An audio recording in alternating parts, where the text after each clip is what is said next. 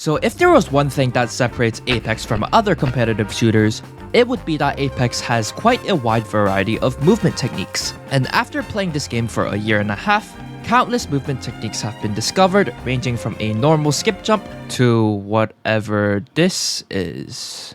But the point of the video is to learn some new movement techniques, whether it be something that is actually useful, or some weird or wacky movement tech that I'll probably never use in my actual games.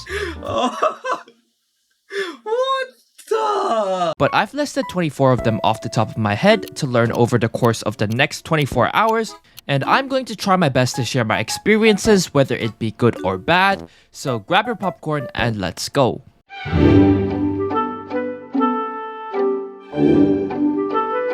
So there's a movement map for Pathfinder in the movement gym, and as someone that does not play a lot of Pathfinder, I thought it would be pretty cool to try playing the map.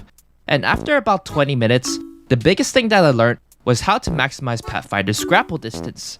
And it's actually done by pressing the direction you are swinging towards at the start of your grapple, and after the halfway point, pressing the opposing direction. And just out of curiosity, I searched up guides for Pathfinder, and why has nobody covered this? But the third level is perfect for learning this, and I highly recommend it if you play Pathfinder. Next! Okay, so this next skill is called a skip jump, and it's basically a slide jump without the slide animation. The tutorial that I saw said that you can hit the slide jump as soon as you reach 200 velocity, but it's actually a range, so don't get too hung up on these numbers.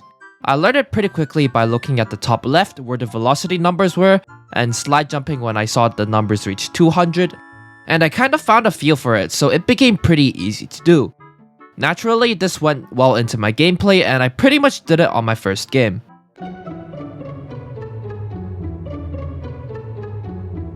Not gonna lie, the first thing that I thought about when hearing about this technique was, who would use this? But it seemed like a pretty fun mechanic, so I decided to learn it anyway. So after about spending like 20 minutes of my life trying to get past this very specific section, the biggest tip I can give you is to tap strafe after the second jump, and after all of that pain and suffering, I still don't know who would use this. So for this challenge, I pretty much had to complete 7 levels of Treeree's door map. And after the first couple of door bounces, it was pretty much the same thing, so I didn't have too much trouble with this. But at the same time, I was also playing Gibby, and he has an easier time reaching higher spots. But a win's a win, and I don't want to waste any more time. I just realized that, oh, I did it. Next skill is the Snuggle Bounce, and it's basically a well-timed wall bounce on a sliding door. And the result is a wall bounce on steroids. What I had to do to complete this challenge was to complete these 2 levels on the Treeree door map. The timing was actually easier than I thought, and I got past the 2 levels pretty quickly. Boom!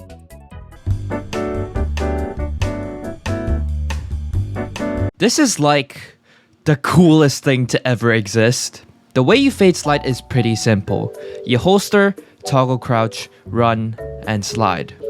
I don't know what it is, but being able to slide instantly after a crouch just lets you do so much. You can move around cover without running like an idiot for half a second. You can push someone so much easier, and it's just a solid way to avoid gunfire. By far my favorite and most useful movement tech on the list. Next! So there's this thing with Wraith where you can extend your superglide distance while in portal form, and if you cancel your portal right after you hit the superglide, you get to keep your portal, which means that you can pretty much spam this. I would have really enjoyed this if, you know, if I didn't misuse my portal like half the time.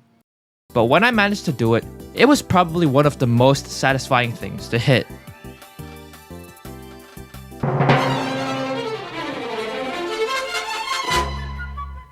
So I'm going to be fully honest here. The mantle jump isn't something that is new to me, but I thought it would be good to cover this map anyways, since it helps you with different forms of mantle jumping. But anyways, I cannot believe how hard this is for something that's called an easy map. If you thought you were good at mantle jumping, this map will make you rethink everything you learned about this game. God, 740. Oh. That was so exhausting.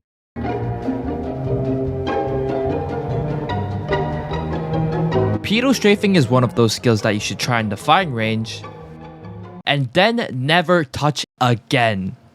I just can't see this being useful. Well, firstly, you need to move your camera, which means aiming is pretty much impossible. Then, you need to be in an open space, and the best thing is that it doesn't even look like you're moving a lot. Do yourself a favor and learn lurch strafing instead. You move way faster and you can actually aim with it.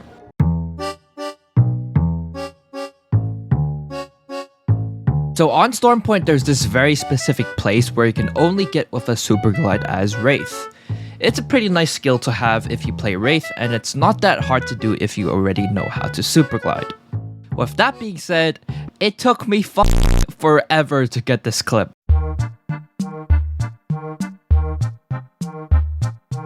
A YUKI strafe is pretty much 2 tap strafe inputs in one jump, and it's a bit complicated for me to explain, but it's pretty much a RAS strafe with an S and A or an S and D input with a tap strafe.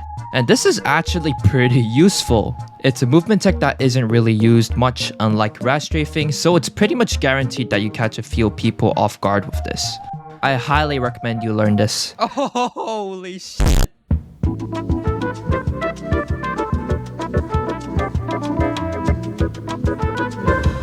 So I need a coyote wall bounce. Why does this even exist? So it's been known since forever that you can mantle jump on the top floor, but it's been recently discovered that it's actually possible to mantle jump from the floor below that. It's done differently where instead of cancelling the mantle at the lowest point, you need to cancel at the highest point instead. Honestly, feels a little bit awkward to do, but still a really cool movement tech. Next!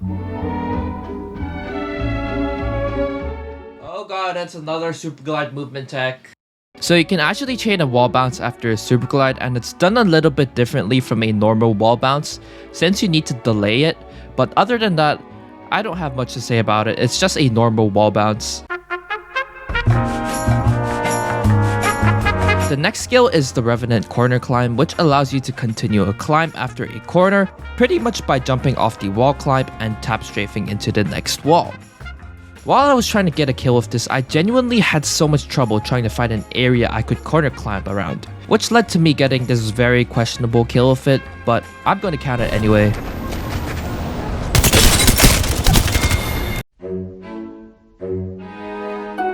It's not that well known, but it's actually possible to cancel Fall Sun with Rampart's walls by mantling on the walls right after you set them up. It didn't take me that long to learn, but I can also see this being really useful if you play Rampart. Tossing up some amps, Oh, cover. there it is.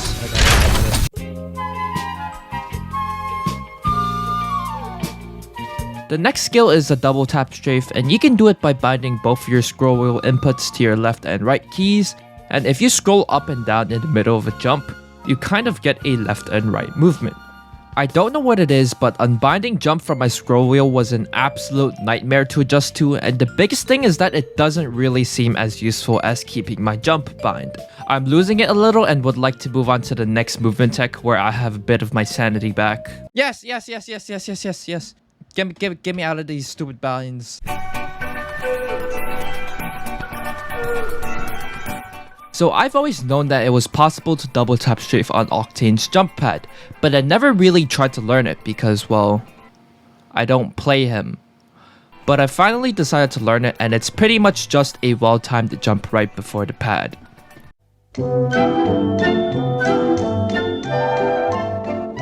Okay. This has got to be the most broken movement tech for how easy it is to do. You can do it by climbing onto a ledge, and right before the mantle animation, you want to shoot and press your back key to cancel the mantle. I have no clue how this is actually a thing because I feel so unhittable when I'm using this. Pretty much the only way I got hit was if they pushed me, but I still think it's a good movement tech regardless.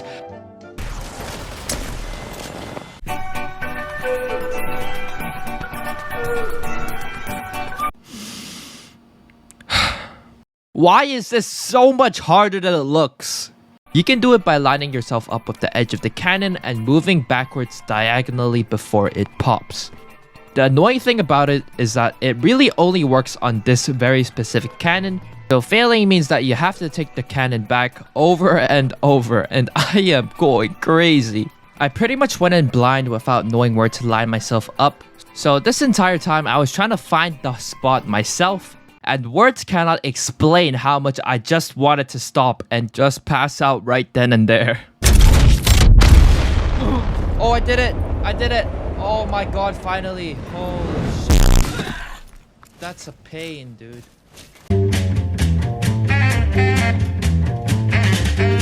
So the next skill is a snuggle slide, and isn't this pretty much just a more useless version of the snuggle bounce? Okay, so this is the last super glide tech. If you super glide during Mirage's ult, you get a slight speed boost and your super glide becomes completely invisible. The ultimate doesn't take a lot of time to recharge, so I got it down pretty easily, but I still don't know why it took me so long to learn this. Nice.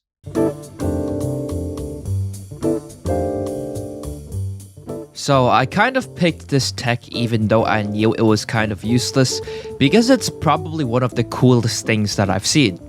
The key thing about this tech is if a frag grenade breaks your armor, you get launched in a direction away from the grenade, which is also the biggest downside because it has to crack your armor. Honestly, it feels like a bit of a waste of a movement tech since I can see so much potential in this. Oh my god,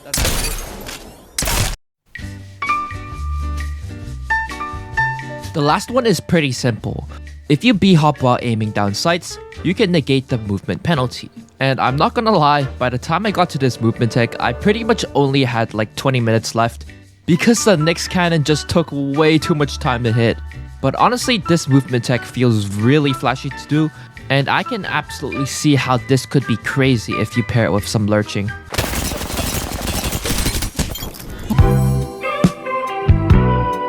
So I've never played a game for this long in my life, and by the end of the challenge I wasn't even happy. I was just glad that was over.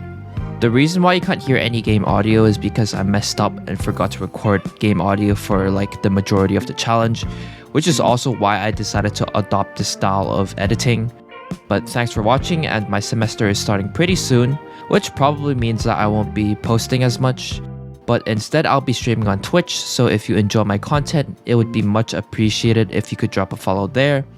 Once again, thank you for watching, and I'm going to be a bum and do nothing but play ranked for the next week.